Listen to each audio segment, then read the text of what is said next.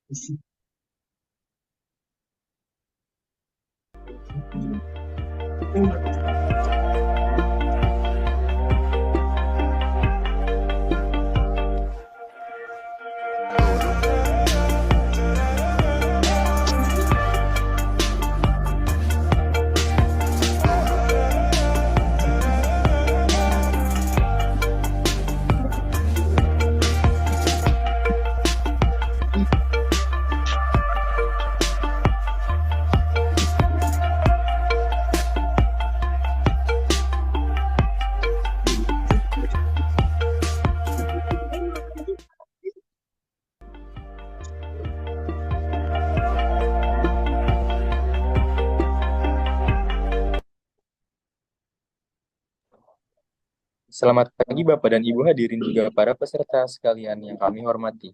Kami mengucapkan selamat datang pada acara webinar Fakultas Ilmu Komunikasi dengan tema Etika Berkomunikasi di Era Digital Menghadapi Maraknya Cyberbullying.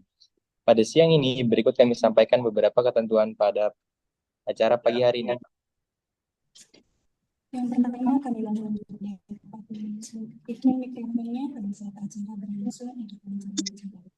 Yang kedua, kami kita bermain sediakan meeting juga di kelompok untuk bisa belajar. Dan yang terakhir, kami juga mohon untuk para peserta agar dapat mengisi Google Form yang sudah disediakan pada akhir acara agar bisa mendapatkan sertifikat.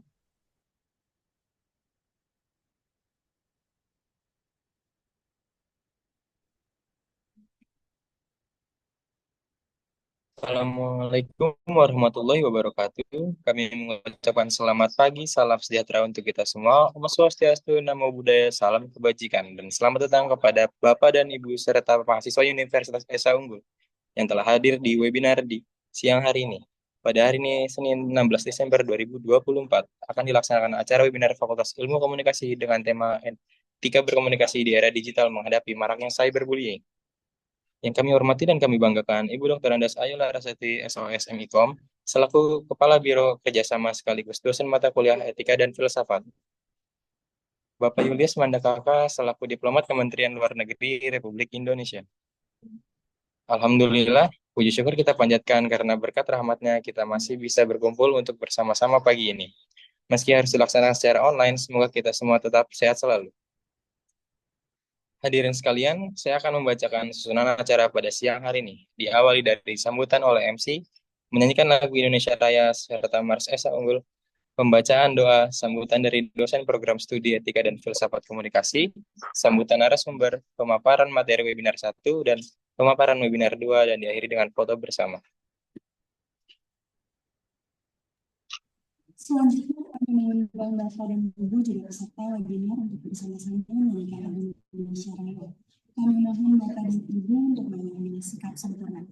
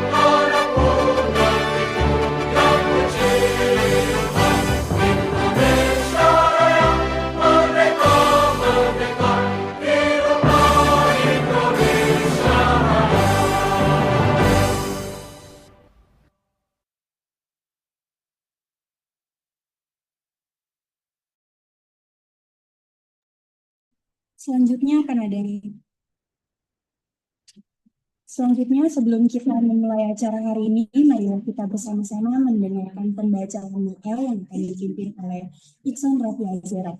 Kepada Saudara Iksan Raffi Azera, disilakan. Baik, terima kasih kepada MC atas waktu dan kesempatannya. Assalamualaikum warahmatullahi wabarakatuh. Waalaikumsalam. Yang terhormat Bapak Julius Mandakaka selaku diplomat Kementerian Luar Negeri Republik Indonesia, Ibu Dr. Ayu Larasati, Esos MIKOM, serta mahasiswa hadirin yang kami hormati. Izinkan saya izinkan saya untuk memimpin doa pada acara pagi hari ini dengan cara Islam. Hadirin sekalian, mohon berkenan untuk menyesuaikan cara berdoa dengan keyakinan masing-masing. A'udzubillahi minasyaitonirrajim. Bismillahirrahmanirrahim. Hamdan syakirin, hamdan naimin, hamdan yu'afi ni'amahu wa yukafi mazidah. Ya Rabbal lakal hamdu kama yanbaghi lil jalali wal karimi wa azimil sultani. Allahumma sholli ala Muhammad wa ala ali sayyidina Muhammad wa ya Rahman ya Rahim. Hanya kepadamu kami menyembah dan hanya kepadamu lah kami memohon pertolongan. Ya Allah, ya Rahman, ya Rahim, dengan segala kebesaran dan keagungan-Mu, dengan tak henti-hentinya kami mengucapkan puji serta syukur kehadirat-Mu, serta dengan menadahkan tangan untuk memohon kehadirat-Mu. Pada saat ini kami hadir dalam melaksanakan acara webinar dengan tema etika berkomunikasi di era digital atau menghadapi maraknya cyberbullying. Ya Allah, ya Tuhan kami, Tuhan yang Maha Pengasih lagi Maha Penyayang, ampunilah segala dosa dan kesalahan kami. Kabulkanlah doa dan permohonan kami. Terimalah taubat kami. Dengarkanlah harapan dan permohonan kami. Rabbana atina fid dunya hasanah wa fil akhirati hasanah wa qina azabannar. Walhamdulillahi rabbil alamin. Wassalamualaikum warahmatullahi wabarakatuh. Selanjutnya akan ada sambutan pertama yang akan disampaikan oleh Ibu Dr. Ayu Larasati selaku dosen etika dan filsafat komunikasi. Kepada Ibu Ayu disilakan. Baik, terima kasih MC atas waktu dan kesempatannya. Selamat pagi, Assalamualaikum warahmatullahi wabarakatuh. Yang kami hormati dan kami banggakan, Bapak Julius Mandakaka, selaku diplomat senior Republik Indonesia, Kementerian Luar Negeri Republik Indonesia, merupakan mentor saya juga ini di Malaysia. Terima kasih Pak Julius sekali lagi waktunya telah menyempatkan pada siang hari ini. Dan tentunya teman-teman mahasiswa yang ada menjadi narasumber, moderator, MC, dan juga audiensi pada kelompok siang hari ini yang hadir, yang telah mempersiapkan dengan sangat baik. Dan tentunya tema yang diangkat bagaimana beretika komunikasi di era digital dalam menghadapi maraknya cyberbullying, yang mana nanti akan disampaikan oleh sharing dari Pak Julius Madakaka selaku diplomat yang sudah melakukan penempatan di perwakilan negara dalam kerjanya. Baik, itu mungkin sambutan dari saya. Sekali lagi terima kasih. Selamat melaksanakan ujian akhir semester. Selamat siang. Wassalamualaikum warahmatullahi wabarakatuh. Saya kembalikan kepada MC. Terima kasih kepada Ibu Ayu yang sudah memberikan sambutan. Acara selanjutnya memasuki acara inti, yaitu penyampaian materi dari para narasumber yang akan dimoderatori oleh Raffi Prasetyo. Pada Saudara Raffi, disilahkan. Terima kasih Rama. Assalamualaikum warahmatullahi wabarakatuh. Perkenalkan, nama saya Raffi Prasetyo. Saya dari Fakultas Ilmu Komunikasi. Saya di sini bertugas sebagai moderator. Oke, selanjutnya akan ada materi yang akan dibawakan oleh Bapak Julius Madakaka yang merupakan seorang diplomat senior Kementerian Luar Negeri Republik Indonesia. Untuk penyampaian materinya, disilahkan Pak. Terima kasih Mas Raffi. Selamat pagi Bu Ayu. Terima kasih juga atas kesempatannya ya. Mudah-mudahan suara saya jelas ya, Bu Ayu dan teman-teman. Suara saya kedengaran ya? Halo? Pak moderator? Jelas, Pak. Oh ya. Terima kasih. Pagi ini kita coba membahas ya mengenai topik yang menurut saya cukup menarik ya, terkait apa namanya etika berkomunikasi di era digital ya. eh, menanggapi maraknya cyberbullying ya. Saya yakin teman-teman mahasiswa ya, mahasiswa apalagi mahasiswa ilmu komunikasi ya. Kalau bicara teknologi eh, informasi dan komunikasi itu, saya yakin sudah cukup paham ya. Apalagi sekarang dengan teknologi kita yang makin pesat ya. Kebetulan memang saya juga udah cukup lama kenal Bu Ayu ya. Pernah pernah juga bareng kerja dulu di Kementerian Luar Negeri. Jadi teman-teman ya, kalau kita bicara mengenai teknologi ya, teknologi informasi dan komunikasi ya, kita lihat era-era belakangan ini, bahkan sudah lama sebelumnya kan perkembangannya itu sangat pesat ya. Ada dua hal yang menarik di sini kalau kita lihat dari perkembangan teknologi informasi dan komunikasi. Yang pertama dari sisi dampaknya ya.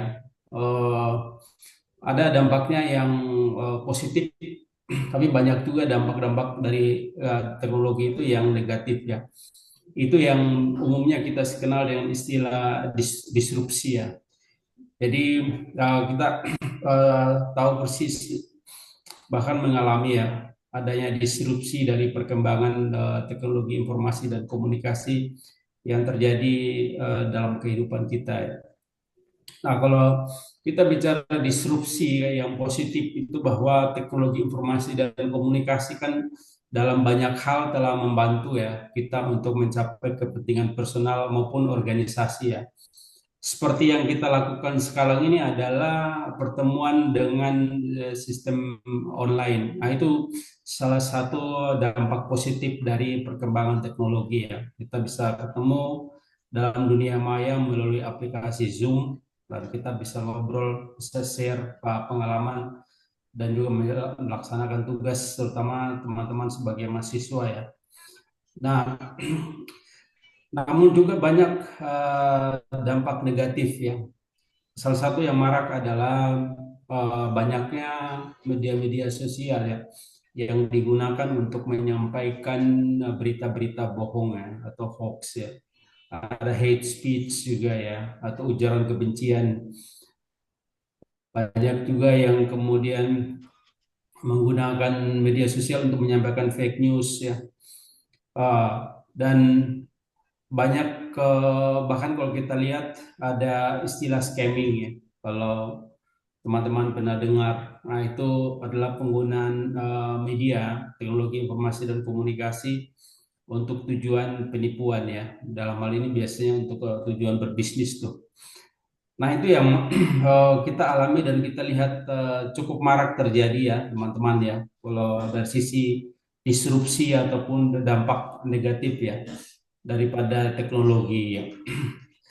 Nah, sayangnya Indonesia ini termasuk dikategorikan sebagai netizen ya, netizen di Asia Tenggara yang malah menduduki tingkat atau ranking tertinggi ya di dalam penggunaan komunikasi digital secara tidak benar. Ya tadi menggunakan teknologi digital itu untuk menyampaikan berita bohong, terus kemudian berita ujaran kebencian, fake news. Nah, itu berdasarkan penelitian yang dilakukan oleh Digital Civility Index tahun 2020, Indonesia paling tinggi di Asia Tenggara.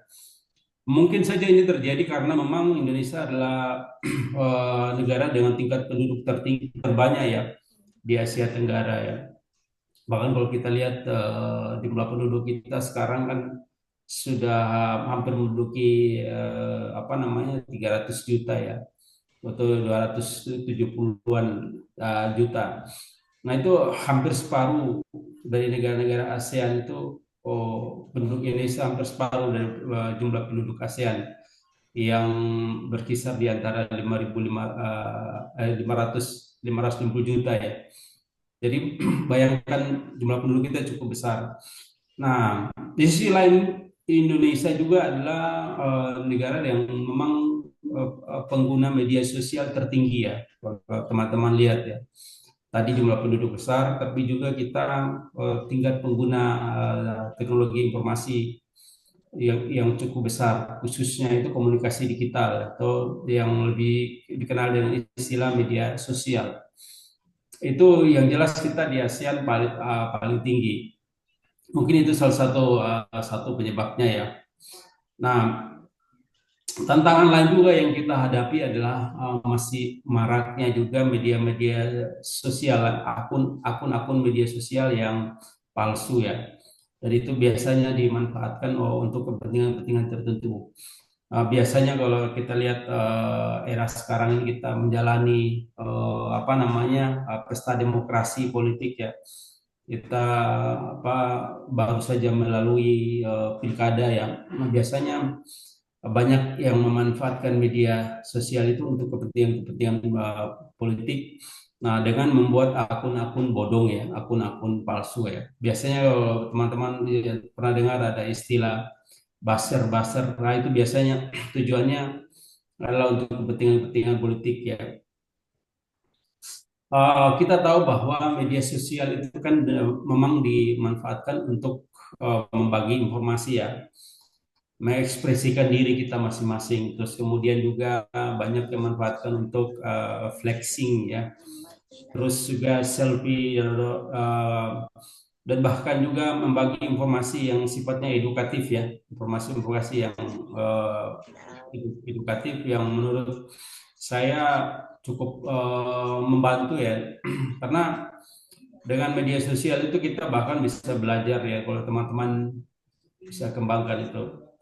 Terus kemudian juga penggunaan media sosial ini tentunya ada rule ya, ada rule of conduct, ada batasannya. Karena kita memiliki aturan-aturan yang ditetapkan oleh pemerintah yang tidak boleh dilanggar dalam konteks penggunaan media sosial. Kemudian juga tadi kita bicara mengenai isu utama ini ya terkait cyberbullying ya. Itu kalau kita lihat ya istilah cyberbullying itu sudah lama terjadi ya teman-teman ya.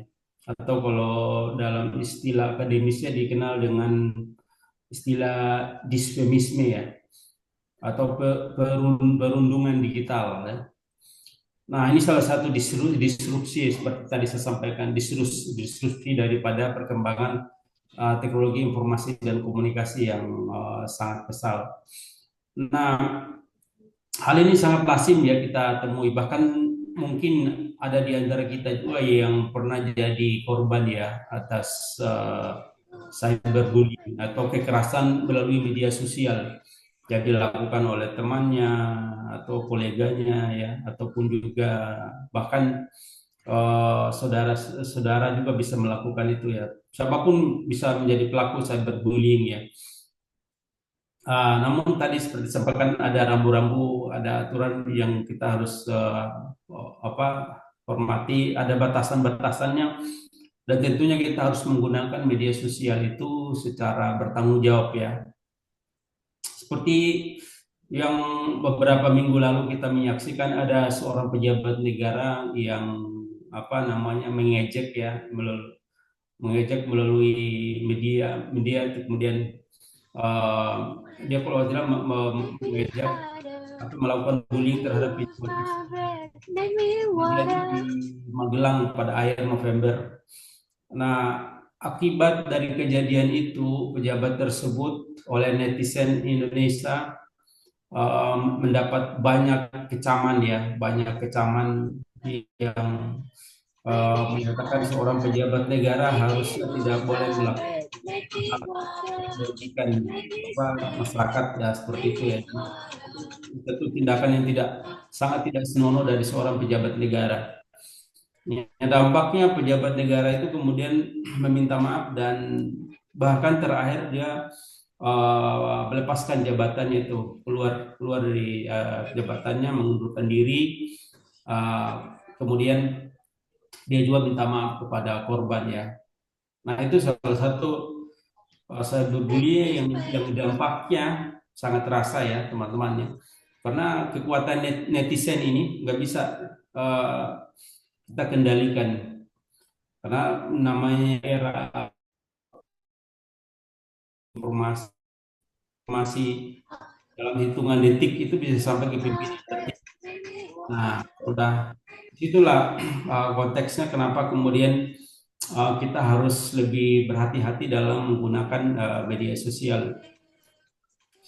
Nah, dampak dari diskriminasi ini terhadap setiap korban itu kan beda-beda ya, kalau teman-teman amati ya. Tergantung bagaimana kita atau sebagai korban itu menyikapinya. Ada orang yang cuek terhadap telah kena dampak atau menjadi korban cyberbullying. Biasanya mereka ada tipe orang yang cuek ya dan tidak ambil pusingnya. Nah, tapi ada juga kemudian orang yang memiliki yang terkena dampak yang parah ya. Misalnya mengalami depresi yang tinggi ya kalau teman-teman alami ya, maupun juga stres yang berlebihan, bahkan mengalami gangguan kesehatan. Ini salah satu dampak dari cyberbullying itu luar biasa terhadap mental ya, kesehatan mental, bahkan juga kesehatan psikologis dan dampak juga parah terhadap kesehatan fisik ya. Jadi kita benar-benar harus istilahnya mawas diri ya terhadap penggunaan media sosial, dan kita harus terus berupaya untuk mencegah terjadinya insiden-insiden cyberbullying. Seperti tadi saya sampaikan contoh pejabat negara sebagai pejabat publik harusnya menghindari penggunaan media sosial yang merugikan baik pribadi maupun juga masyarakat, karena dampaknya itu nanti akan mengarah kepada negara. Bicara image terhadap atas pemerintah ya. Jadi mau nggak mau dia harus mengambil sikap. Nah, salah satu sikap yang dilakukan umumnya ya minta maaf ya.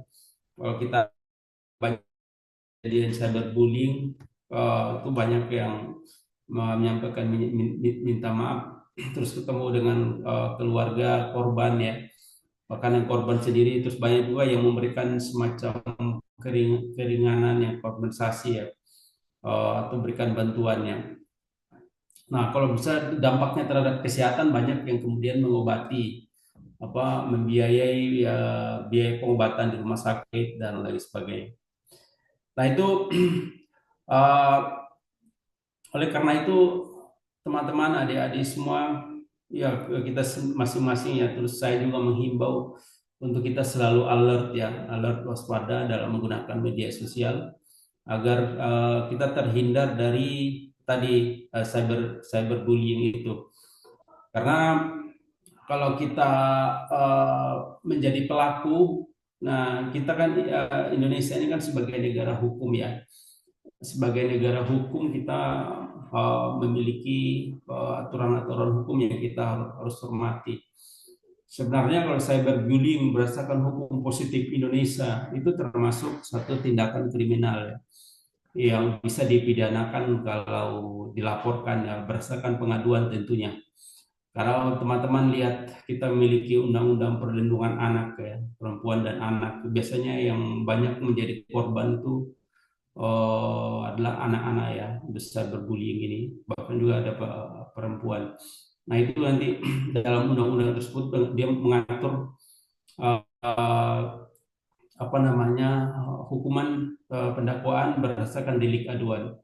Nah kita juga punya undang-undang terkait ITE ya, informasi dan transaksi elektronik ya, kalau teman-teman pernah tahu. Nah itu juga mengatur hukuman ya untuk tindak pidana cyberbullying. Dan kita juga memiliki undang-undang hukum pidana ya, atau kenal dengan istilah KUHP.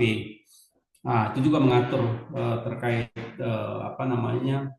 kekerasan melalui dunia digital ya, atau cyberbullying tadi itu. Jadi secara hukum kita memiliki.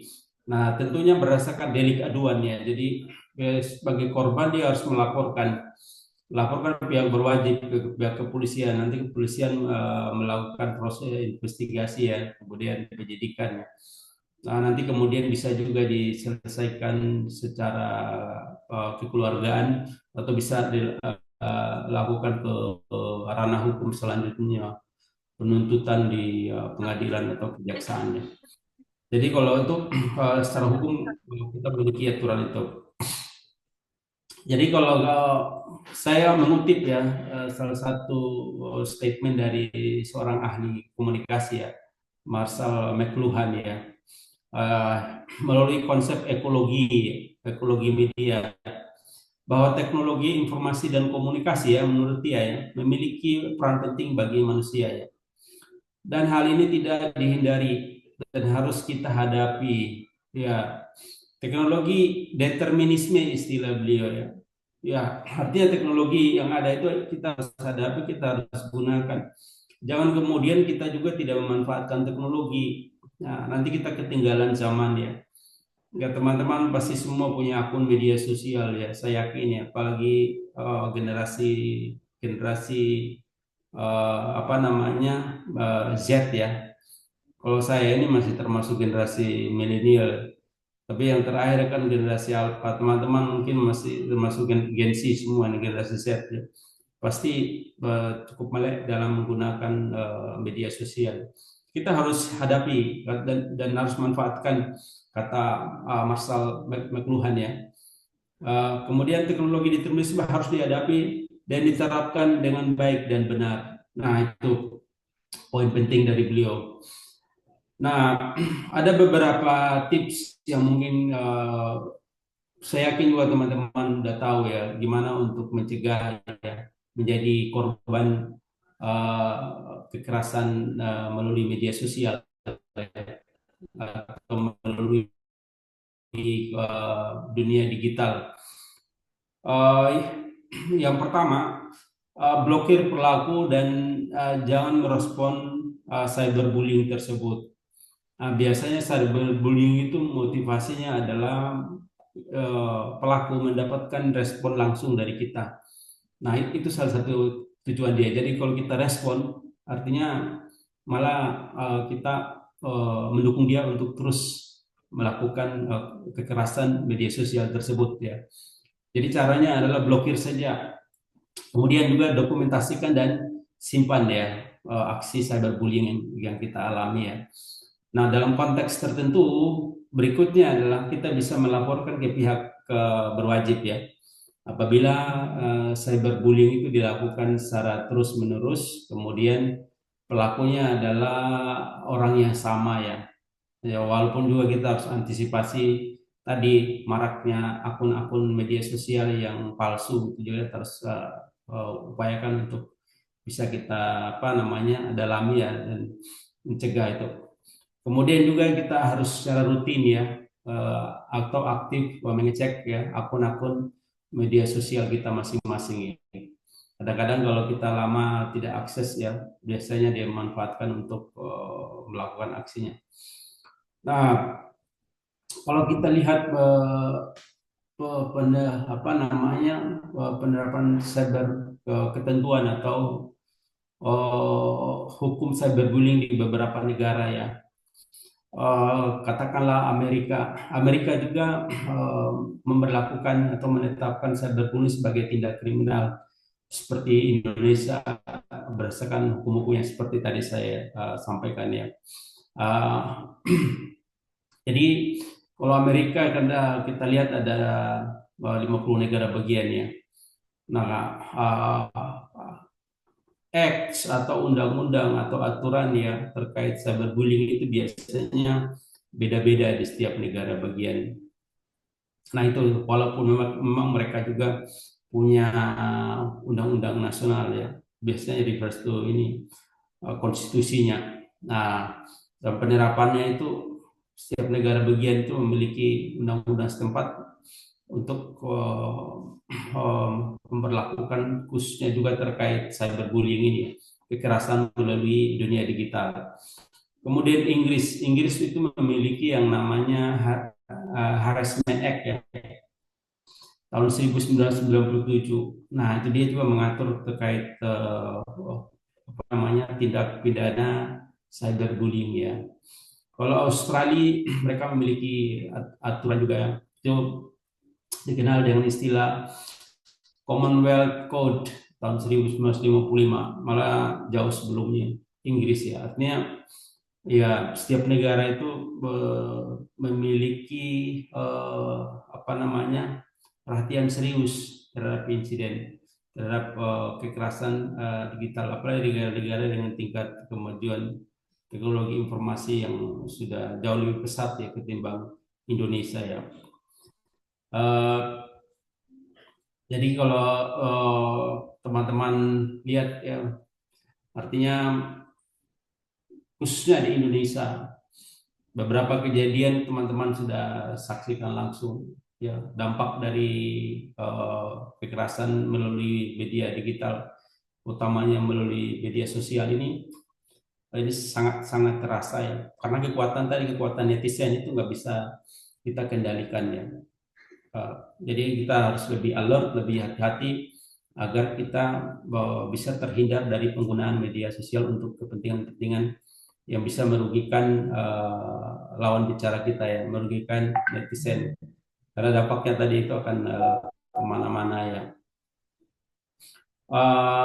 Mungkin itu apa namanya pengarahan singkat dari saya, Mas moderator ya.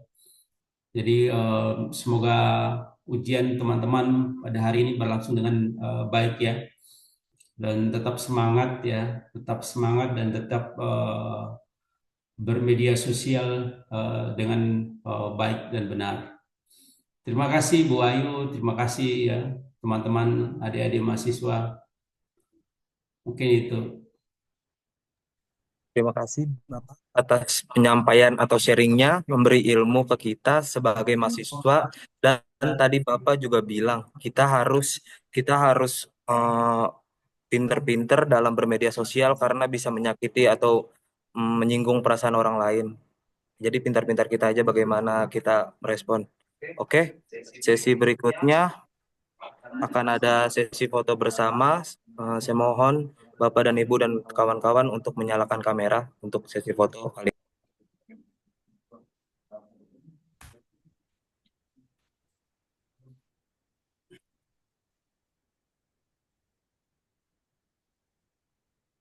Satu, dua, tiga.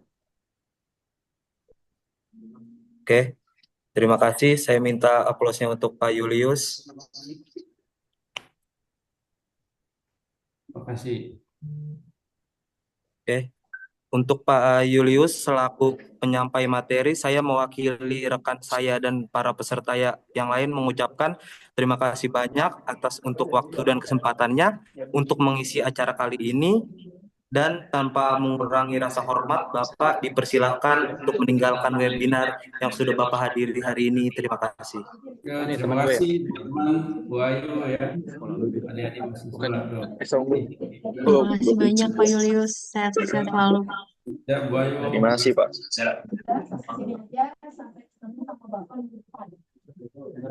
PPT-nya dulu sih.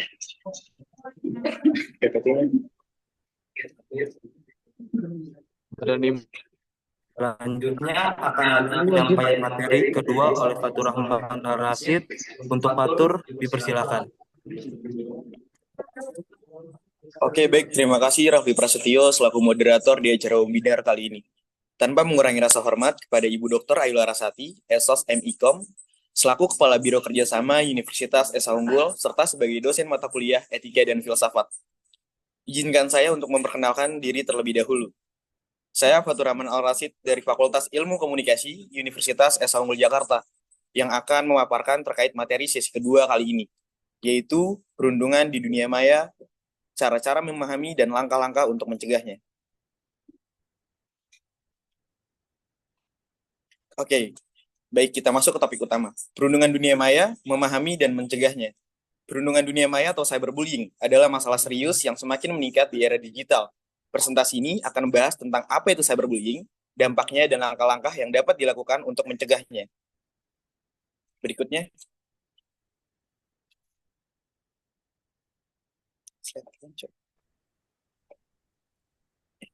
berikutnya. Banyak orang bertanya, apa itu perundungan dunia maya? Definisi perundungan dunia maya adalah perilaku agresif yang berulang yang dilakukan melalui teknologi digital untuk menindas atau bahkan menyakiti orang lain. Contoh, mengirim pesan kasar, menyebarkan rumor, memposting foto atau video yang memalukan dan menghasut perundungan di platform lain.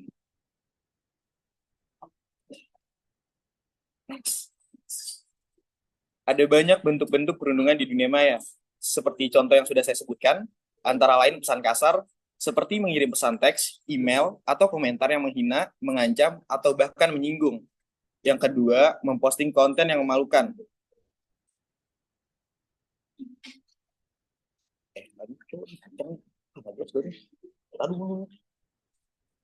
Penyebaran rumor, membuat dan menyebarkan informasi palsu atau tidak akurat tentang seseorang yang dapat merusak reputasinya.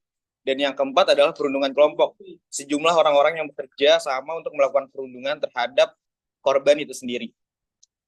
Di dalam database riset Microsoft, netizen Indonesia tuh salah satu urutan tidak sopan, paling tidak sopan di urutan ke-32 di antara ke-29 di antara 32 negara. Jadi semakin tinggi angkanya, semakin tidak sopan pula itu negaranya. Oleh karena itu, bermedia sosial yang baik dan benar. Lanjut.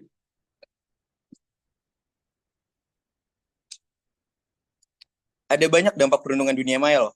Tidak bisa dipungkiri, dampak psikologis juga terkena. Depresi, kecemasan, rendah diri, isolasi sosial, dan gangguan makan. Ada dampak sosial, yaitu kerusakan reputasi, kehilangan teman, dan kesulitan dalam berinteraksi dengan orang lain.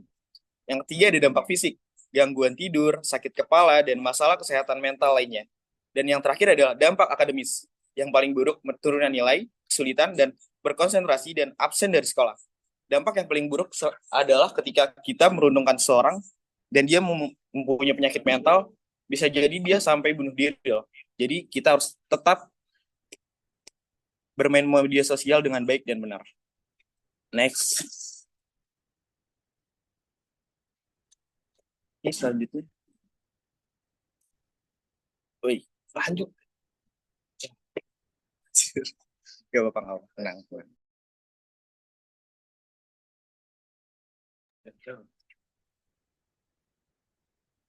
Banyak orang bertanya mengapa orang-orang melakukan perundungan dunia maya. Ada beberapa faktor yang sudah kami rangkum menjadi 4, yaitu kemarahan. Perasaan marah atau frustasi yang tidak terkendali dapat mendorong seseorang untuk melakukan perundungan. Yang kedua adalah attention atau perhatian.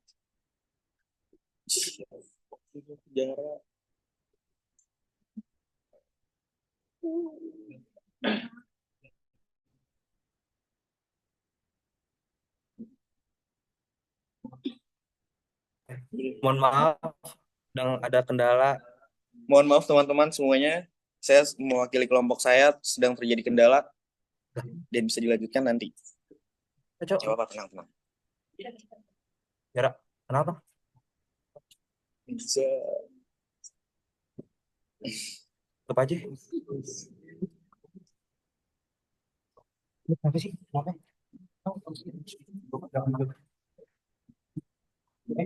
Zara.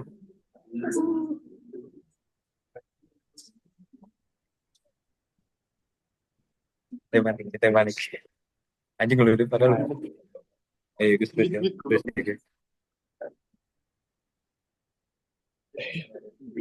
Gak apa-apa. Tenang-tenang.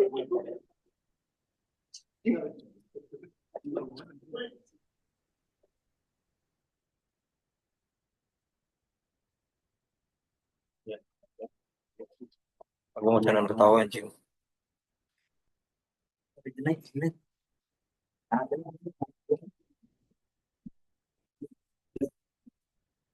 Baik banget sih. Baik banget.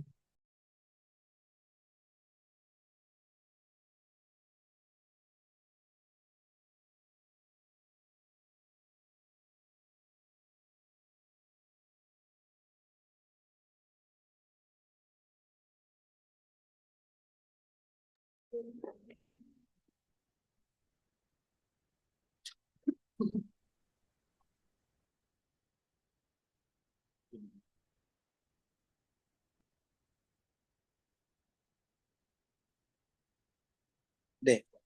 Oke, baik teman-teman, bisa kita lanjutkan kembali. Maaf, tadi sudah terjadi kendala dan sekarang sudah bisa dibenahi. Banyak orang, kembali ke topik, banyak orang mengapa melakukan perundungan dunia maya. Ada 4 faktor yang kami rangkum sebagai penyebab perundungan dunia maya, yaitu kemarahan, perasaan marah atau frustasi yang tidak terkendali,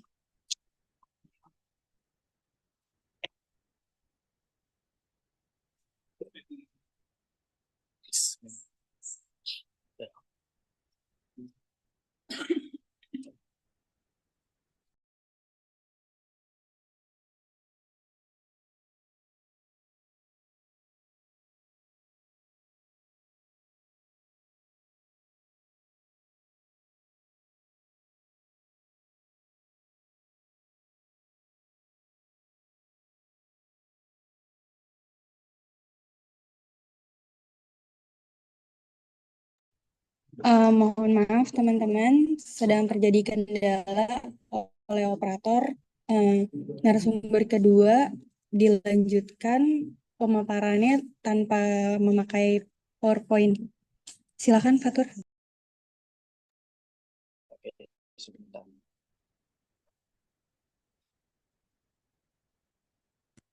Oke, terima kasih.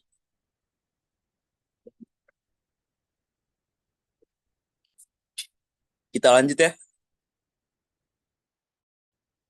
Tadi mengapa orang melakukan perundungan dunia maya? Ada 4 faktor mengapa orang tersebut melakukan perundungan dunia maya. Yang pertama adalah faktor kemarahan. Perasaan marah atau frustasi yang tidak terkendali dapat mendorong seseorang untuk melakukan perundungan. Yang kedua adalah attention atau perhatian. Beberapa orang melakukan perundungan untuk mendapatkan perhatian atau popularitas di dunia maya. Sangat lucu sekali. Yang ketiga adalah tekanan teman. Seseorang mungkin merasa tertekan untuk melakukan perundungan karena teman-temannya melakukannya, tapi terkadang kita sudah tidak ingin melakukan perundungan karena teman-teman kita ikut melakukan perundungan, alam bawah sadar kita jadi terpacu untuk mengikutinya. Itu pentingnya kita mempunyai keteguhan dan pendirian diri sendiri. Yang keempat adalah anonimitas. Anonimitas di dunia maya dapat membuat seseorang merasa lebih berani untuk melakukan perundungan karena mereka tidak merasa bertanggung jawab. Bisa disebut atau anonimus. Oke, kita lanjut. Siapa sih yang rentan menjadi korban? Yang pertama ada anak muda. Anak muda yang masih dalam proses menemukan jati diri mereka dan rentan terhadap tekanan teman. Yang kedua adalah orang yang berbeda, orang yang memiliki keyakinan, identitas seksual, atau penampilan yang berbeda dari norma sosial. Dan yang ketiga adalah orang yang kurang percaya diri, orang yang mudah merasa tidak aman dan rentan terhadap perundungan. Bagaimana sih langkah-langkah untuk mencegah perundungan di dunia maya? Kita sudah merangkumnya menjadi 5 tahap. Yang pertama adalah sadari bahaya. Pahami jenis-jenis perundungan dunia maya dan dampaknya. Yang kedua, hindari membalas. Membalas perundungan hanya akan memperburuk situasi. Oleh karena itu, kita diajarkan untuk terus bersabar dalam dogma agama. Yang ketiga adalah lapor ke pihak yang berwenang. Laporkan perundung ke platform online atau pihak berwenang. Kalian harus berani speak up dan terus berani berbicara untuk bisa membela harga diri kalian. Yang keempat adalah blokir pengganggu. Blokir akun yang melakukan perundungan untuk menghindari kontak. Kalian harus berani untuk meng-cut off orang-orang yang membuat kalian sakit hati, membuat kalian merasa tersakiti. Kalian berhak memegang kendali hidup kalian. Yang kelima adalah cari dukungan. Bicara dengan orang tua guru atau konselor untuk mendapatkan bantuan. Oke, mungkin itu adalah langkah-langkah pencegahan perundungan dunia maya. Berikutnya adalah peran orang tua nih dan sekolah dalam pencegahan. Yang pertama ada pendidikan. Ajarkan anak tentang bahaya cyberbullying dan bagaimana mencegahnya. Yang kedua adalah komunikasi terbuka. Dorong anak untuk terbuka tentang pengalaman mereka di dunia maya. Dan yang ketiga adalah pantauan. Pantau aktivitas online anak untuk mencegah perundungan. Dan yang keempat adalah dukungan. Berikan mereka dukungan atau achievement self-reward untuk mereka-mereka yang terkena menjadi korban dunia maya. jangan pernah takut untuk selalu berbicara dan selalu speak up. Dan yang selanjutnya adalah peran pemerintah dan masyarakat. Yang pertama adalah regulasi, membuat undang-undang yang melindungi korban dan menghukum pelaku cyberbullying. Yang kedua adalah kampanye, meluncurkan kampanye kesadaran tentang bahaya cyberbullying. Yang ketiga adalah pendidikan.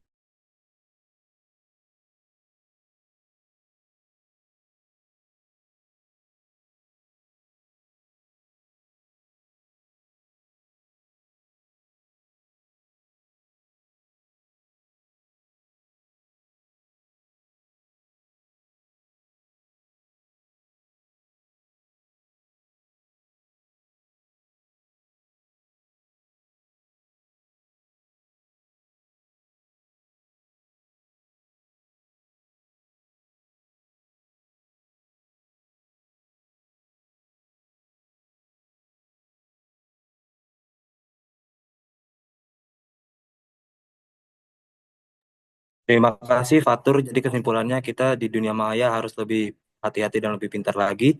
Oke, untuk sesi selanjutnya, Bapak dan Ibu dan kawan-kawan, dinyalakan kameranya. Kita akan adakan sesi foto bersama-sama. 1, 2, 3. Oke. Oke, selanjutnya saya persilahkan untuk MC untuk menutup acara kali ini. Untuk MC Baik, terima kasih Rafli. Sangat menarik ya teman-teman pemaparan-pemaparan yang sudah disampaikan oleh Bapak Julius Mandakaka dan juga teman kita Fatur Rahman. Semoga dengan adanya webinar ini kita bisa mencegah terjadinya hal-hal bullying di media sosial maupun di kehidupan langsung. Baik, terima kasih Ibu Dr. Ayu Larasati beserta hadirin. Demikian rangkaian kegiatan acara webinar dari Fakultas Ilmu Komunikasi Universitas Esa Unggul Jakarta.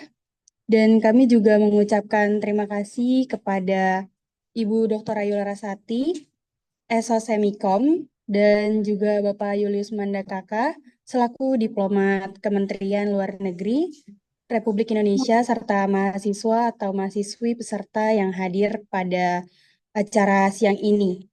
Mohon maaf apabila ada kekurangan selama pemaparan. Terima kasih dan selamat siang. Salam sehat.